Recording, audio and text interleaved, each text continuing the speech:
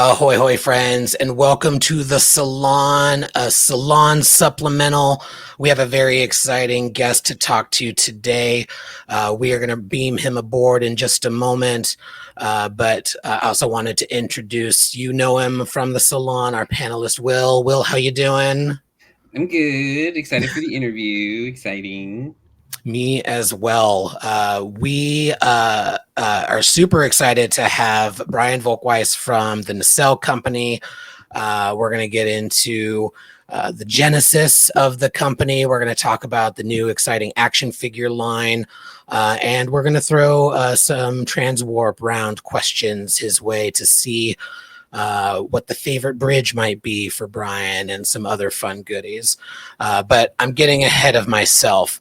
I also wanted to just say ahead of Brian beaming aboard, my buddy Billy connected us. I dog sit for Billy, and one day he was bringing Wally over, and he said to me, "Hey, did you hear there's going to be a new action figure line?" And I'll admit, I said, "Yeah, I heard." And he goes, "Oh, you don't sound excited." And I said, I'm always happy with more merch happening. I think it's good for the franchise, but I'm not going to get jazzed about a new Kirk and Spock action figure. And Billy goes, "Oh no, I'm meeting with Brian from Nacelle Company. He's a true fan. They're not looking to do the same things." And then I saw the first lineup, and I could not have been more thrilled. We're gonna get into it, but quick spoiler, my favorite is definitely Captain Garrett, with the alternative dead Captain Garrett. I'm gonna get it as soon as I can, so it'll be in my background, and that way when people have Zoom meetings with me at work, I can put on the dead Garrett or the alive Garrett just to signal my mood for anybody. Oh, it's dead Garrett, stands in a mood. All right. Enough silliness. Let's beam him aboard. Priority 1 message from Starfleet coming in on secured channel.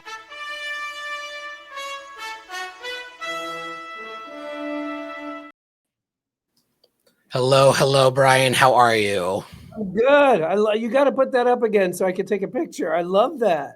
I would be happy to. Let's beam him aboard. Priority 1 message from Starfleet coming in on secured channel.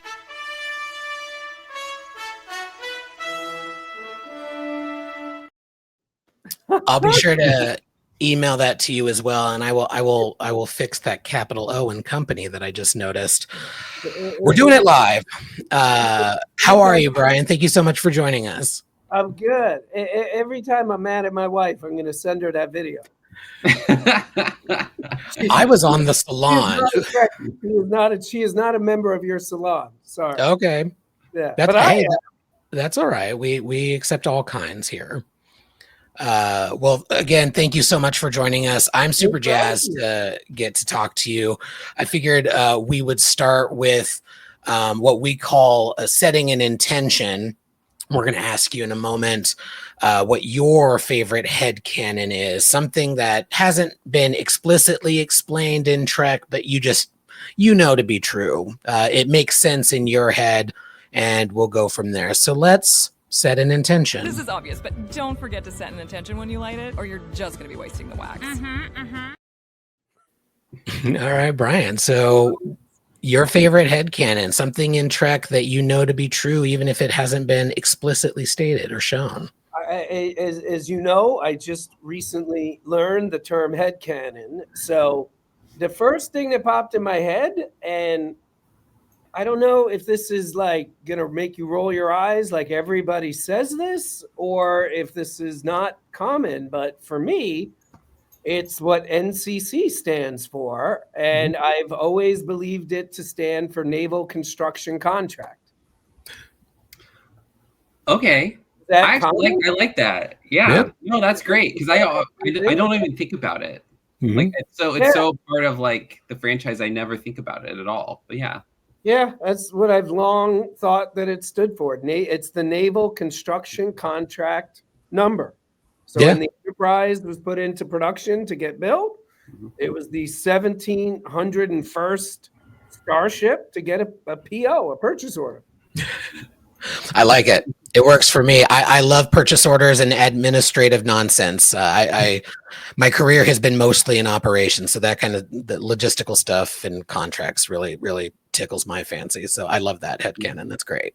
Okay. I'll throw something in. I'll add something to that too. I always think that the number is so the first part 17. That's the 17th model of Starship, and 01 is the number of that model. So like the Constitution, the USS Constitution would be 1700, and this would be 1701. And that's something that always bugs me because it's like you'll see a ship like the Excelsior is the 2000th ship that they've made. So that's the 20th model. So I was like, oh, that. So I'm throwing that in there. I don't know if that's a head that. I'll never forget that. By the way, I do know the reason why it is an N, a C, and a 1, a 7, an O, and a 1. There's a practical reason for it. It just at the time, you know, they basically shot the film on 35, then they transfer it to Super 16, and then when they put it on TV, all this quality gets lost. Mm-hmm.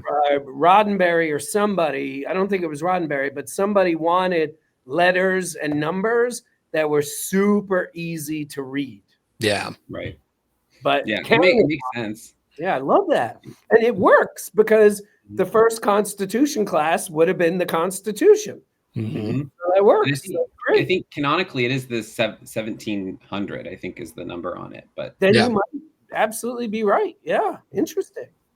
So the NX 00 was just called the USS NX. That doesn't work. No. I tried something, it doesn't work. Whatever. Will, why don't you kick things off with our next question? Oh, gosh. Okay, so just like a general question, but like, what is your first contact with Star Trek? What was your first introduction? As with everybody, I don't really remember what it literally was, but my first memory, and I know for a fact this is not the first, but I know my first memory is sitting next to my mom in Rathacon, and her. It was funny. She was freaking out about the SETI eel coming out of the ear, but she did this kind of funny freak out where it was like half she was freaking out because she was freaked out, and half, oh shit, maybe I shouldn't have brought my 9-year-old, not 9, what am I talking about? My 7-year-old son to see this movie. But as I'm sure you, I don't know if you've ever thought about this or not, and I only realized this when we were doing the center seat, but Wrath of Khan is shockingly violent. Like not only just compared to any other Star Trek, but like there is some really like horror movie type shit in that film. And it's so that's my first memory is my mom freaking out. And then another memory was she cried when the Enterprise blew up in 3. Mm-hmm. It's emotional for sure. 3 gets a bad rap from some people. I think it's an excellent movie. I love it. Even if there was no reason for them to go to Genesis, it still works for me. Yeah.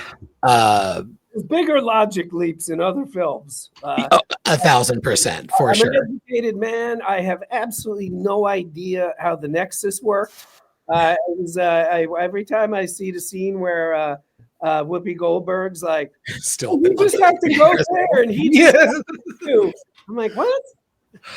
There's so many problems with that. I always make a joke about why does Patrick Stewart, a Frenchman, why is he obsessed with Charles Dickens? It's because Patrick Stewart is, but like why was his like, is there like a lifestyle on Earth in the 24th century where people live like a turn of the century like Victorian family? Like it's such a strange moment. And then don't go back to the moment you met him. Let's go back to the dangerous place in time where you have to fight him on a bridge. It's like, why would you not go back to 10 Forward where you were like, there was surrounded by people, someone grab him. Like, why would you not do it that, you know? And I like that movie, but it's like that famous meme now, the Poe Dameron in The Last Jedi or whatever is like, somehow the Emperor came back. Right, yeah. Like to me, the Nexus did it first. Like, yes. Like, right. what do you mean he just got here? Anyway. Yeah, I think from now on, when I can't explain something, I'm just going to say Nexus rules. I don't know. The Nexus did it. Yeah, we'll say it's the Nexus. It's interesting you mentioned Wrath of Khan, because that sort of segues nicely into one of my questions that I had for you, which was asking for, pun intended, the genesis of the Nacelle Company. Because I personally find your story fascinating. When I was researching for this conversation, you see, you came to LA and got your start, as so many do, as a production assistant, but then moved into talent management, and then you're directing comedy specials, and you're even co-writing comics now. So with that eclectic background, how did the Nacelle Company come about? And quite frankly, how did you find the time? Yeah, it's I think eclectic is actually an understatement. Yeah, it's a really weird story. I do my best to tell it in less than 90 seconds. So I got to LA. I didn't know anybody. I ended up as an assistant to a manager. When I took the job, I didn't even know what a manager was, but I needed money. So I took the job and I became a manager like 2 or 3 years later. And the company I was at, my boss only managed comedians. So I only managed comedians. And I got very lucky. A guy I represented that could sell maybe 200-300 tickets the day I met him ended up becoming one of the biggest comedians of all time, a guy named Dane Cook. And he made a lot of money. And as a manager, you get commissions. So I made a lot of money. And I took that money and I made stand-up specials with it, because that's what I knew, because I represented so many comedians. I didn't make them and sell them. I made them and licensed them to Comedy Central, HBO, Showtime, whatever. And what that means is I would eventually, after 2 to 4 years, get the rights back, and then I could sell them again and again and again. So while doing all that, we were also doing documentaries. I have collected toys pretty much at the latest college. You could argue I started when I was 5. So I sold a show about one of my hobbies, toy collecting, which became The Toys That Made Us. And So that show, I mean, literally changed us from being a company that was only known within Hollywood and within the public as a comedy company into a company that was now known for comedy and pop culture. So around the same time, I bought the company from the prior owner and changed the name to Nacelle, which up until very recently, nobody understood why. So now everybody kind of gets it. So because of Toys That Made Us, we started getting all these kind of incoming calls about toys and, hey, I have the rights to this, I have the rights to that. So we acquired RoboForce, then we acquired Biker Mice from Mars, attached The Rock to RoboForce, Ryan Reynolds to Biker Mice. We're doing something similar now for Sectars and Power Lords and yada, yada, yada. And I can write. So I've written some comic books. I direct. So I've directed a lot of what we've made, from stand-up specials to Toys That Made Us, Behind the Attraction on Disney Plus, yada, yada, yada. And I'm sure I left out a million things, but that's how it happened. Nice. Well, amazing stuff. I loved the Toys That Made Us. It's so good. And now you're literally making toys, which is so cool. Making toys. Yeah. Great. Very surreal. Yeah. Great. So I had a question, actually. So you kind of answered it, that your move into toy production. It seemed like kind of the way you've told your story, it seemed like a pretty logical step, to be honest. But is like, see, we always joke about if we had the Paramount license, what would we do to make Star Trek merch? Like, is this your way of like making the toys you didn't get as a kid? Because that's what all we would be doing. I'd be like, oh, we didn't get that toy, I'm gonna make it so I could have it, you know? Yeah, man, I'll be honest with you. It's nothing to do with me as a kid. It includes me as a kid. Don't get me wrong, but it really was the exact same issue up until we got the license. And just so you know, long before we started making toys, I was, I'm friends with a lot of people that own toy companies, and I would constantly say to them, get the license. And the two examples I always gave were Jellicoe and Garrett. Yeah. And I would always say, A, why are there 50 million Kirks and Picards? B, why does Salamander Tom Paris exist, but Captain Garrett doesn't? Right. It was always stuff like that. Like, she literally has, other than anything Captain Kirk related, she is my favorite line in all of Star Trek when she says, Lieutenant Castillo informed the crew we're going back. Yeah. Literally, and like, she's a fucking captain of an enterprise, but they made Salamander Tom Paris. So like that was so I would sit there and say that to like the owner of Super 7. I would say that to senior people at NECA, and everybody was kind of like, all right, Brian, what do you want as an appetizer? So one day, we're having a meeting, and in the meeting, I find out that Playmates is no longer doing Star Trek. So I said to our head of consumer products, do you know anybody at Paramount? He was like, yes. I was like, can you get us a meeting? I think the odds were, very low, but why not? Luckily for us, and I didn't appreciate how big a deal this was until later, we were doing toys for another science fiction show that if you don't know it, I can tell you will love it, both of you, The Expanse. Yes. Oh, yeah. That? Yeah. I still have not finished it. Like it's one of those shows that like I want to immerse myself into it. So I'm taking my time with it.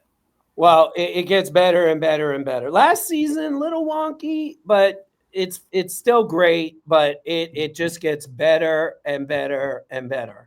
So that was also kind of a fluke, but we got that license as well. So that's a cute dog. Thank you. This is Walter. He's not gonna. What's that? He's just gonna keep bugging me until I pick him up. So. That's all right. That's all right. He's beautiful. Or she's beautiful. Beautiful. So so we had a pitch with this kind of junior guy at Paramount. The pitch deck for something like this is typically around 10 pages. We had a 43-page deck, and it literally was just a list with pictures of obscure characters that I felt should be made. And, number one, and that's why Wave 1, the first figure is 001 Jellicoe, because 002 is Garrett. That was the whole inspiration. We got an email, we had another meeting with a very senior person there, and I'm pretty sure that meeting, I'm not positive, but I'm pretty sure that meeting was, let's make sure Brian's like a good fan and not a bad fan kind of meeting. Just make sure I'm not crazy. And about 2 weeks after that, we got an email saying, I have the email framed on my wall, saying we were approved.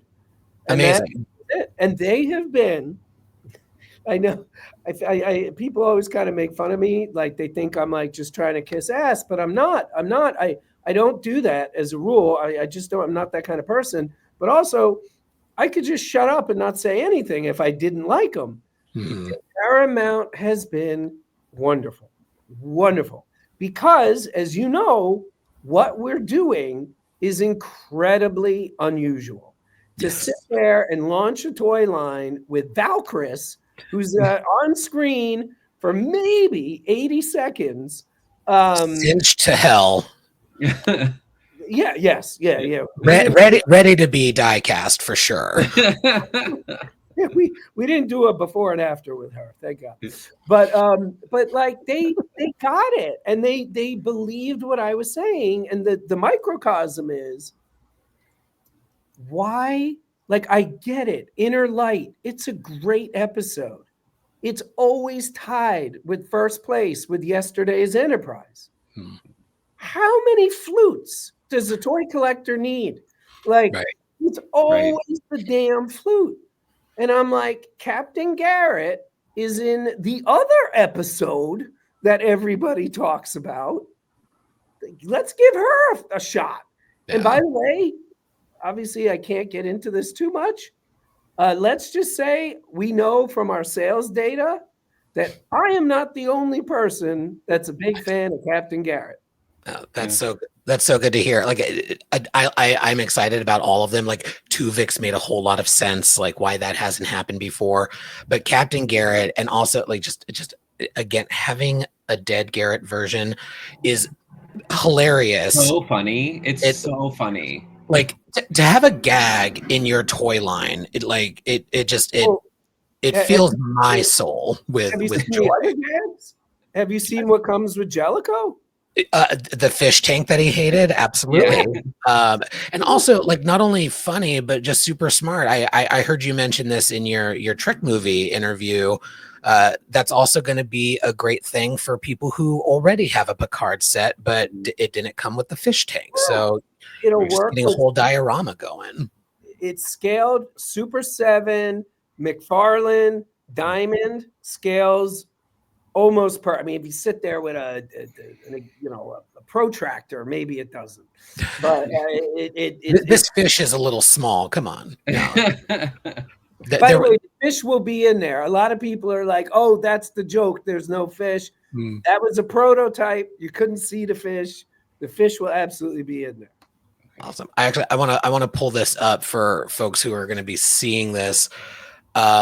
This is just so exciting. You've got Valkyris chatting with Jellicoe. You've got Mirror Archer with Captain Sulu. Wayun 6. I don't see his pizza here, but Wayun 6 talking to Captain Garrett.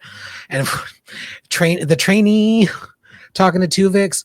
I got to ask, there's an Easter egg in here, I think. Oh, yeah. Can you drop a hint about this person looking at the Enterprise coming through? Yeah, that's Chapel from Star Trek 3 when she gets up and very disprovingly looks at all the damage. But yeah. That's her. That's Love her. It. She's in phase 2. What's that? Is she going to be in the phase 2 or to be determined, and you can't tell us? She will not be in phase 2, but we do have plans for her. Okay, that's so cool. I'm not even sure I should have said that, but we do have plans for her. Yeah. Can you talk about the process for selecting which figures we're going to be in each phase, but which one? Let me backtrack. Can you talk about the process for deciding which ones you wanted to produce in general, and also how you decide, okay, this one should come first. Let's wait until wave 5 if we are able to for this one. Can you talk about that process? Sure. The main thing I would also tell you about the process is it has evolved. So everybody collects toys differently, and everybody has different reasons for buying what they buy. So with wave 1, it was very important to me to say to the community, we are not doing what everybody else did. So I picked characters that were, a little obscure. As many memes as Tuvix is in, he's only in one episode. Right. Valkyris, 80 seconds from a 35-year-old movie, yada, yada, yada.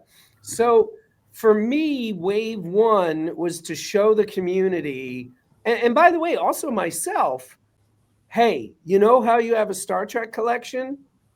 We're making the stuff you don't have. Yeah. So the reaction we got was really interesting. There were basically two reactions we heard thousands and thousands of times over and over and over. One, like, you picked the most ridiculous, obscure characters ever. There's no way in hell there's going to be a wave 2, let alone a wave 3, 4, 5, and beyond. So I'm not investing in this. And that was such a new concept to me because I would never use the I word for my toy collecting. It's not an investment. Like, I just buy what I want because it speaks to me and gives me joy. Like, Yeah. I don't look at it that way. But so many people said it, we had to take it seriously.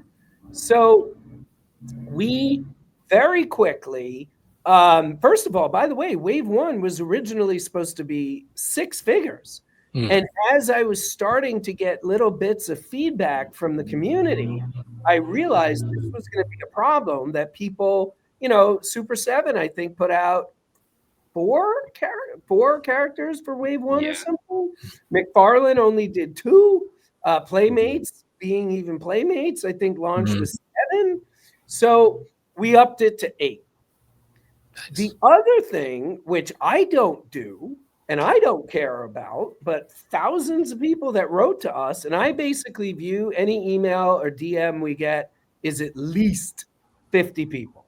So if we got 2,000 emails saying, why would I buy a Garrett if I can't put her next to a Picard?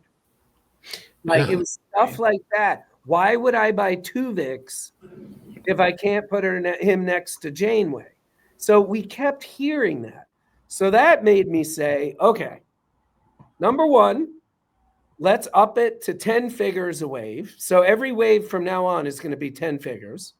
That's number one. Number two, let's announce as soon as humanly possible wave 2.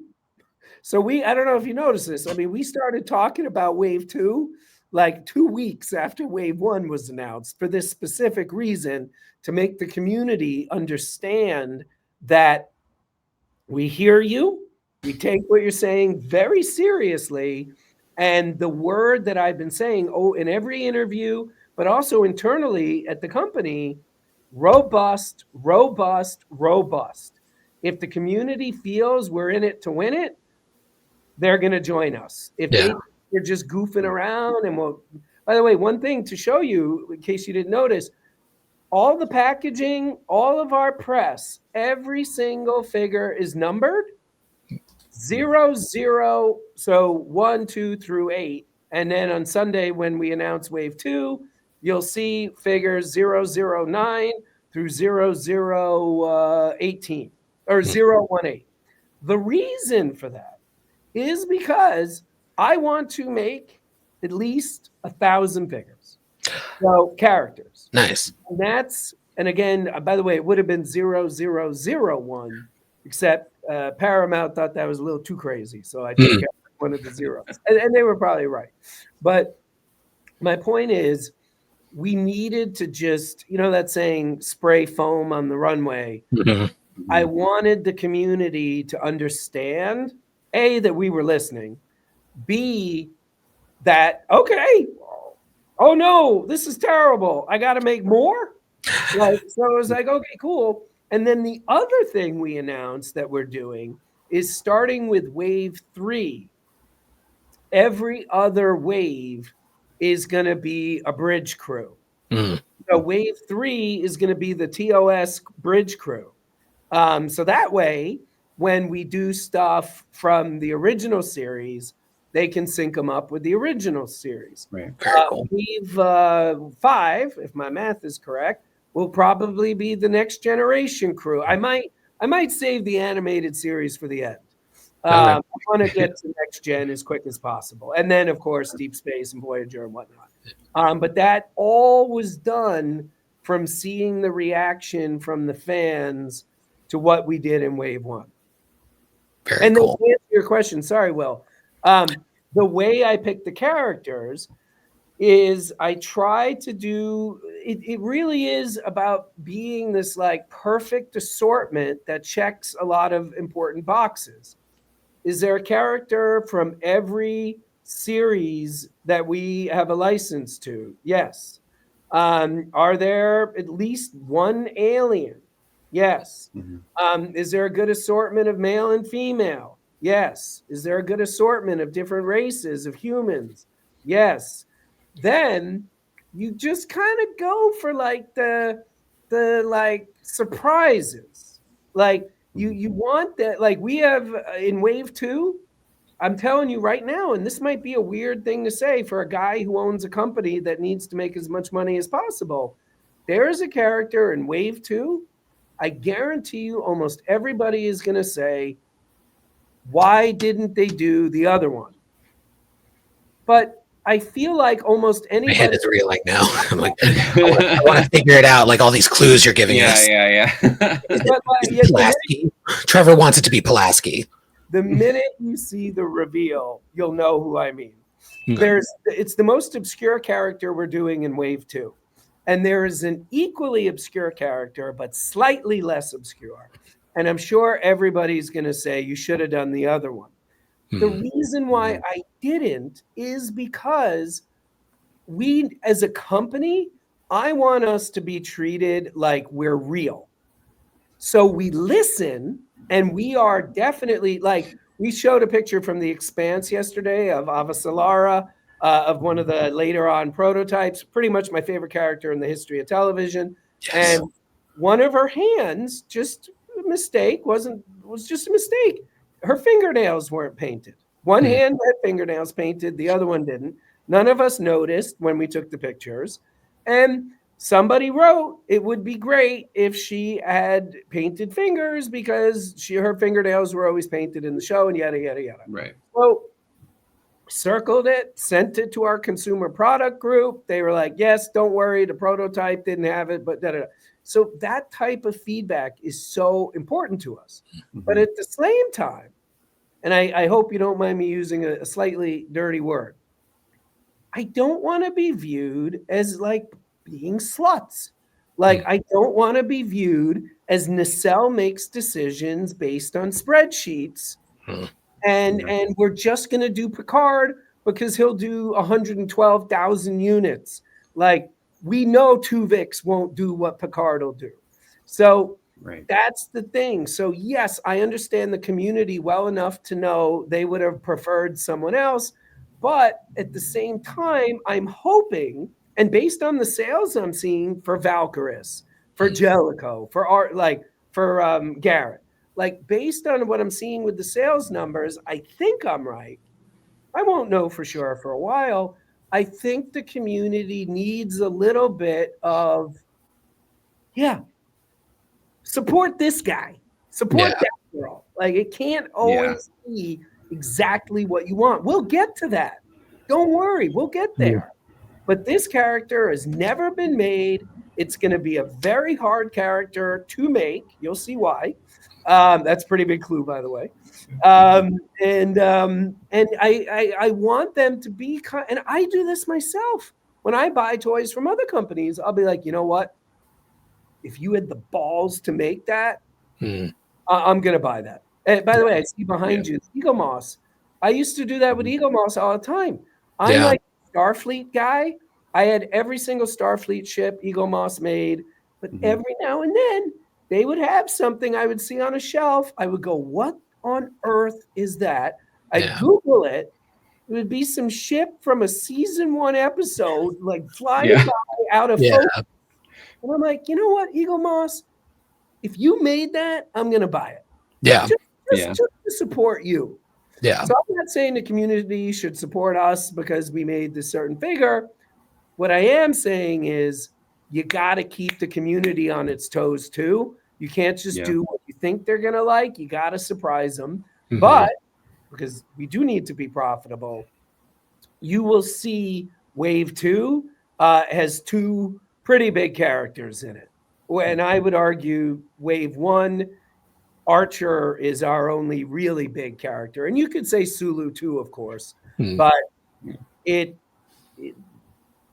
we're keeping ourselves honest. Nice. There's no flutes. Okay, good.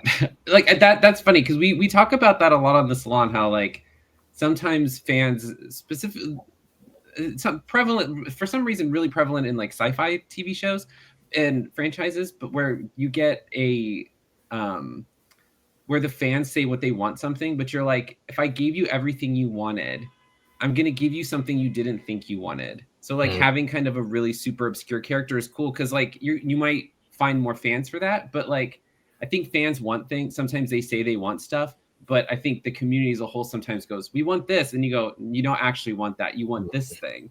I can give you some of that, but I'm really so that's good to hear because sometimes it's like, I mean, I as a kid, I think I had about 9 Picard and Kirk action figures, and I'm like, can I get like, can I get can I get like a Troy in that weird purple suit? Like, give me that. Like, I got, like, give me the other thing that I kept seeing. Yeah. It's funny. I was thinking this when I was talking, but I wasn't going to bring it up. But since you just said what you said, I'll say it. Henry Ford had a great quote, which was, if I had made the car the people wanted, I would have built a faster horse. Yeah. And like, that's very true. The point you're making, like, just you gotta keep it real. You gotta keep it real. Like, I'm not the worst thing a company can be called, and I don't care if you make washing machines, is a sellout. Like, a company needs a personality. A company needs like a North Star. And our North Star for this wave or for this line and for pretty much everything we do, and I wish I wasn't like this, but we want to go where other people won't. We want to do things that other people won't. And I can't tell you how many of my friends in the community, I mean, the toy community, but I would also say the Star Trek community, the day we announced our Star Trek picks for Wave 1, I got a text from one of the most respected people in the entire Star Trek toy business and from someone else pretty respected, not as big, but 2 people I know who have done Star Trek stuff and still do Star Trek stuff. One of them texted me only, "You got balls." And the other one said, "I hope you have access. I hope you know someone at Five Below." Both people have basically retracted what they said after they saw what we've been doing. And by the way, let's be honest, I'm sure you already figured this out. I did stack the deck a little bit. By giving Valkyris the entire fucking Genesis system, not just the torpedo, not just the control paddle, but also the clamshell case. So, I mean, I'm not a fool, but I wanted to make Valkyris. She's the first female Klingon in a movie. Her wardrobe and her demeanor affected Klingons all the way through Discovery, and I would assume beyond. And it's a great scene. Yeah. So, and it gave us the boob window. That's right. Yeah. We did get a boob window. What was there any in your list? I'm sure you can't answer this, but was there anything that Paramount was like, you can't make that into an action figure?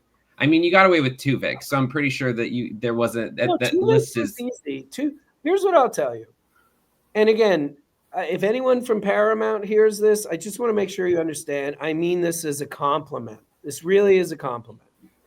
In the 7 or 8 months we've been working with them, they have said no to one thing, and it wasn't a character. It was something connected to a character that it basically, you could argue, I don't think it was an accessory. I think it was a part of the character, and they were okay with the character if it didn't come with this one aspect. But I said, there's no point in making the character if we can't have that.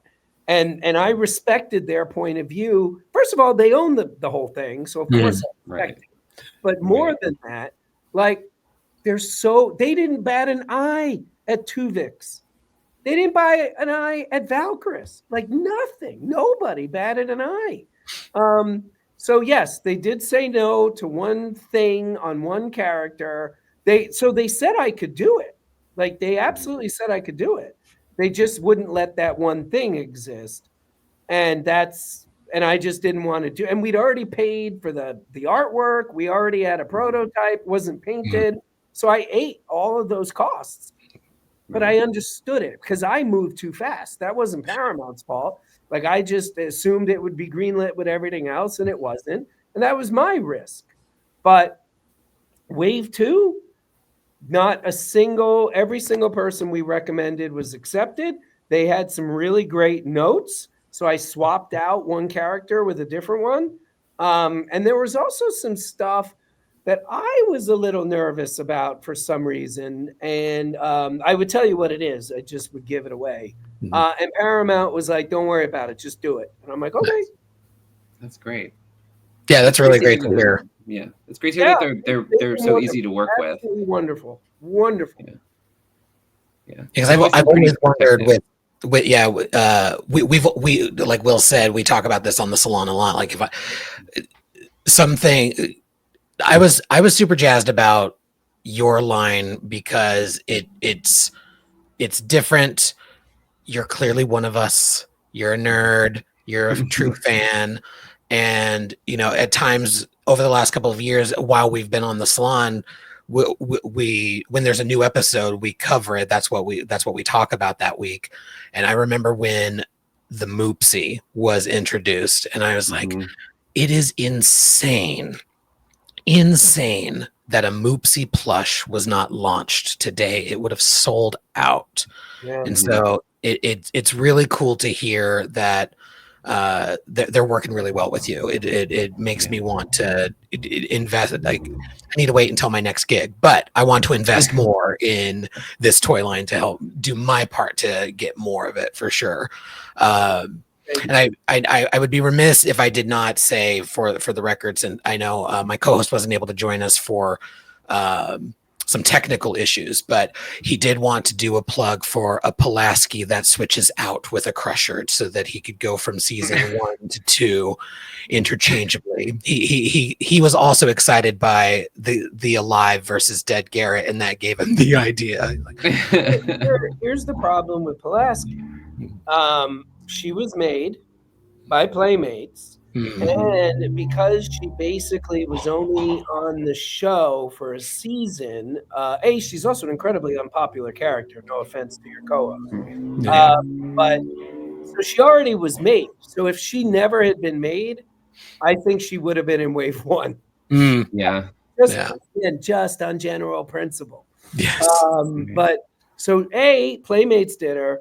B, she she has a holodeck episode, but like 99% is her in the green uniform. Yeah. So what I always ask myself is, what can Nacelle add?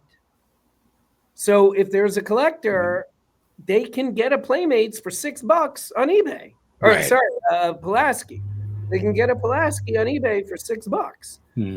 Will we ever do her? Maybe. But because she's already been made, because she's very unpopular, and because there's not, like, she didn't have like a Tuvix moment. Yeah. Like there was never anything. What I would love to do is her in LA Law. That would be. She had a great run in that show. You remember what happened to her, right? Is she the one who went into the elevator? Yes. Yeah.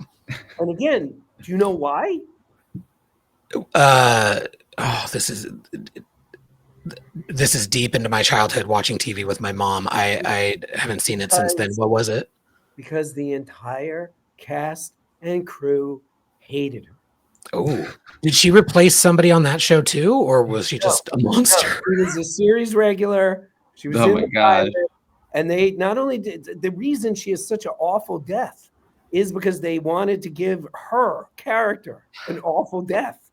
Oh my god, that is interesting. Did you ever see this documentary we made called The Center Seat? Did you ever see that? I didn't get a chance to because it's on Amazon. I can tell you will love it. Like, not because we made a great show, but because you're a Trekkie. Like, you'll love it. But there's a lot of stuff in there, and there's a lot of stuff we didn't put in. But I can assure you, had she gotten along better with the people at at Star Trek, I don't know if Gates would have been brought back. That's like everyone always talks about why Gates came back, and they leave in all the happy stuff. But, a big part of it was the people that worked with her, with Pulaski. I'm sorry, I don't remember her name off the top of my head. Diana Mulder. Yes, thank you. Weren't jumping up and down to have her come back for season 2. That's interesting. I have a new appreciation for the character rewatching season 2 recently. There are some interesting gems there, but also a lot of like, ugh, this is weird. Like this was aggressive. But I still mostly agree. Not a great choice for sure. And what a fun segue into our trans warp round. Woo! Let's move into it.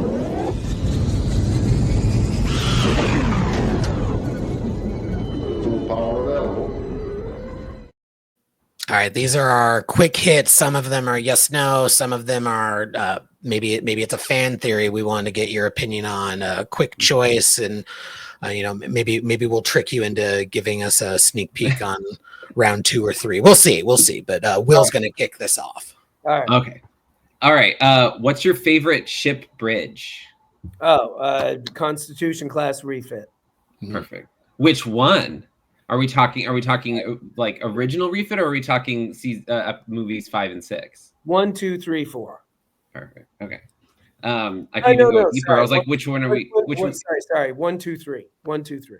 Yeah, because I'll say 4 because it's white in that one. I think it looks weird. Aggressively white. It looks like a dentist's office. All right, it's a little much. What's your favorite uniform?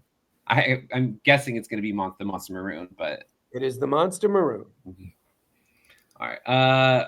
What is your favorite ship that's not an Enterprise? Oh, Oberth class, easily. You and our buddy Benji, who's on the podcast, that's his favorite as well. Love it. Can I do a runner-up? Yes. Yeah. Of course. Kira class. Yes. Oh, great. Yeah. We make a joke. We made a joke on here one time, a long time ago, where we said, "Oh, just throw an Oberth class at it," because that ship would just randomly show up after because they had the model obviously in TNG. Here's something. Headcanon. Mm-hmm. But this is also, it might be canon. You know how the Oberth in the movies and TV show, it always kind of has that like surfboard thing under the saucer section? Yeah. Yep.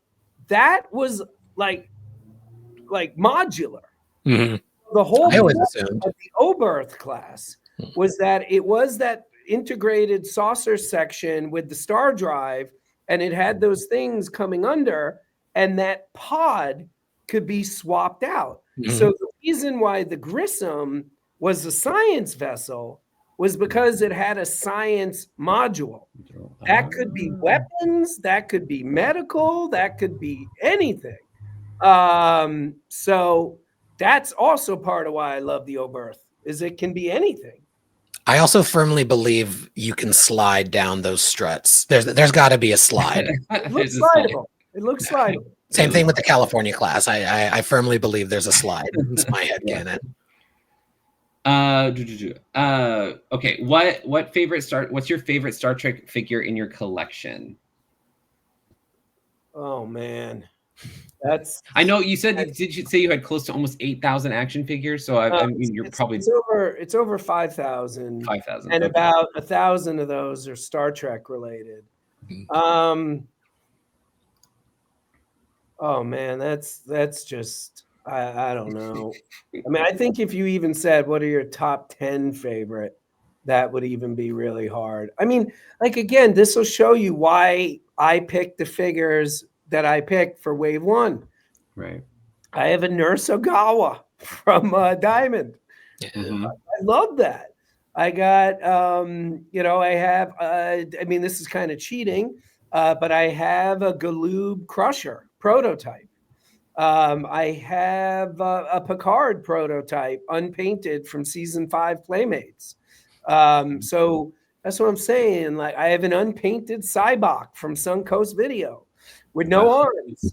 So I really couldn't tell you my favorite Star Trek object. I can tell you about that. Yeah, that's great. I have my Ertl Constitution class refit. I hand painted the impulse drive, hand painted red LED, running lights, whatever. When you live in LA, you get to evacuate your house every 3 years for fires. Yeah. That's something. It's one of the things I grab as I evacuate. Yeah, I struggled with what to take when I evacuated. I was very lucky. I was not in an actual evacuation zone, but one of the fires that went out really quickly was very close to me. So I'm like, I'm getting my dog out of here just in case. And I looked around at my ships and was like, all right, we gotta go. We just gotta go. Okay. Who is the most annoying character in Starfleet, and why is it Barclay? I mean, I'll be honest. I do find Barclay extremely annoying. By the way, good chance we never make a Barclay. Yes. There. And I thought it would be too bitchy to ask. That would take a call from Paramount to do. Oh God. Oh, easy. Got it. It's a tie between Merriweather and the weapons guy on Enterprise. Malcolm Reed. Oh, Malcolm. Funny you should say that. Our current show run, like I said, we talk about new episodes when they're new episodes. Right now, we're talking about Star Trek Enterprise over the course of a couple of weeks, taking half seasons, and we're just ripping some of them to shreds because it's like there's no character development. Like there was such an interesting nugget for both of those characters, and then nothing happens with them. I mean, I don't watch Enterprise that much, and a lot of it has to do with the cast. I look at Ensign Kim and he got better over time, but you could tell Wong can act. But I don't know the guy's name who plays Malcolm, but I would literally every now and then I have to watch an episode for a reason or whatever, and I'll watch it and I'll be like, well, that was an interesting choice. Yeah.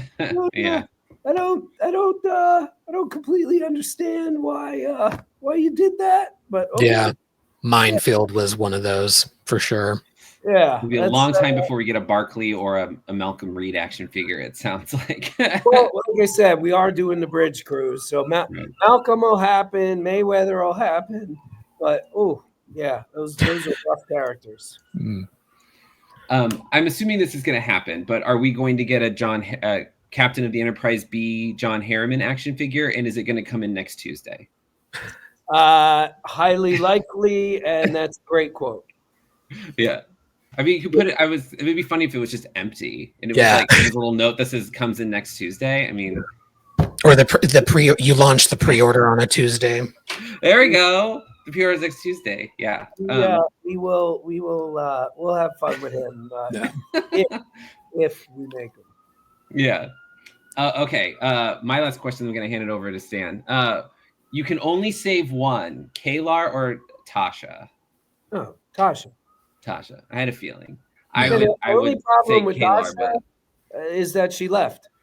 That's the only problem with her. She's a great character. Again, that first season is rough. I would argue she was one of the least rough in season one. And she had the most interesting backstory that they touch on, but they don't fully explore. And I say this a lot. I want a blatant ripoff of Marvel's What If in Star Trek, and a series of episodes that are just a what if Tasha didn't die. Yeah, I never thought of that. That's a great idea. She was a better shot with the torpedoes. By the way, I mean that was her inspiration for the Aliens comic book. Really? That was it. What if Burke lived? That was the whole thing. Yeah. Amazing. Yeah. Well, since you're not going to save K'Ehleyr, can you promise us a Susie Plaxton edition, a K'Ehleyr, a Dr. Salar, a Q, and a Tara? I want all 4 Susie Plaxtons. Very possible. All right. How about a Shakar resistance cell? Shakar, Kira in that outfit, Lupiza is most important to me, and Pharrell. That's the one where she has the black headband. That little weird black headband. Yeah, she did it. Yeah. Oh, that's right. Yeah, it was the same costume, but in one of them she did the headband too. Yeah. I think highly likely. Excellent. Well, this is just going to turn into a deeper dive and a pitch session if we don't end it here. So let me. I already did it. I already Yeah, did it. yes. John Harriman action figure. We have many more things that we are going to demand of your toy line, but we'll just drop it there and say thank you so much for joining us. And I want to give you the last word. Tell our hordes of viewers where they could find more information about the company and, of course, purchase their action figures. I am on Instagram under my name, brianvolkweiss.com or whatever, or Brian Volkweiss on Instagram, whatever. And then the company is Nacelle Company, so you can follow us. And if you want to buy any of our figures, just go to nacellestore.com, and it should be the first thing that comes up. Excellent. Get them while they're hot. They are currently hot, and also a thank you for a doable price point. Sub $30 to me. Hugely important to me. I know the economy is horrible, and I luckily I can pretty much afford to buy $40, $50, $60 figures. I couldn't always do that. B, I know everybody can't. I think that, by the way, part of the reason we're doing as many accessories as well. Wait till you see who comes with Kirk. We're announcing it on Sunday. Wait till you see. But it's just so important to give customers value, and that's why I kept the price where I did. Drives everybody crazy. I mean, crazy. But not the people paying, the people in my consumer products group thinking about their Christmas bonus. But I just knew I just knew it had to be under $30. Yeah, absolutely. Well, thank you so much for joining us. This for folks listening, this is out on a Tuesday, so that exciting announcement he just referenced, it's happened. So get excited because I'm sure it's going to be great. I don't know what it is, but I will by the time you're watching this. So go to Nacelle Company, get your figures, do all the pre-orders. I'll give you a hint to close this out on. Okay, please. Kirk comes, and no matter what your guess is, in fact, you know what? I'm just going to hang up. I'm going to put the cursor over there. Where the hang up button? Where you guys use this weird thing? Hold on. Where's the hang up? All right, I got it. Well, we'll end the recording, so you don't have to worry too much. Get in trouble. I'm gonna tell you this one clue, and then I'm gonna hang up. Okay, you ready? So let me say my goodbyes now. Thank you for having me. Thank you for listening, everybody, and all that. Here's your clue. Are you ready? Yes. There is an accessory that comes with our Captain Kirk that is noticeably bigger than Captain Kirk. Interesting. So great. Oh my God. What a delightful man. So lovely. Oh my gosh. This interview could have been 4 hours. I would have only chill just to hang and talk to him. Yeah, so great. Again, our thanks to Brian. Thank you, Will, for joining me for this interview. Yes, of course. Yeah. Great. So yes, friends, this is live on a Tuesday is our current plan. So whatever that wild clue meant is now. I think I know what it is. Yeah, I think I know what it is. Get your guess in. This will happen on we'll know after this. But if we noticed, above his head was the Captain Kirk action figure. The entire time there's a Captain Kirk action figure, and it's the one from Generations. I think it's the bridge. Oh God! If it's the bridge. If it's the bridge. If it's the bridge. Because we know he has such a good sense of humor. Yeah, the vest. He's wearing the Generations vest. Yeah. I think you're right, Brian. We know it's the bridge. Should we message him? I know it's the bridge. I might. Yeah. Well, your guess is locked in. Your guess is locked in. So by the time people are watching this, you'll know if Will was right. So fun. Thank you again, Brian. For folks still with us, we will be back live this coming Thursday talking about Star Trek Enterprise Season 3. So be sure to like and subscribe, and do us a favor, do Brian a favor, help get the word out about the toy line. Like and share this video, comment on it, tell all your friends. And until Thursday, please do live long and prosper. All hands abandon ship. Proceed to the nearest evacuation zone immediately.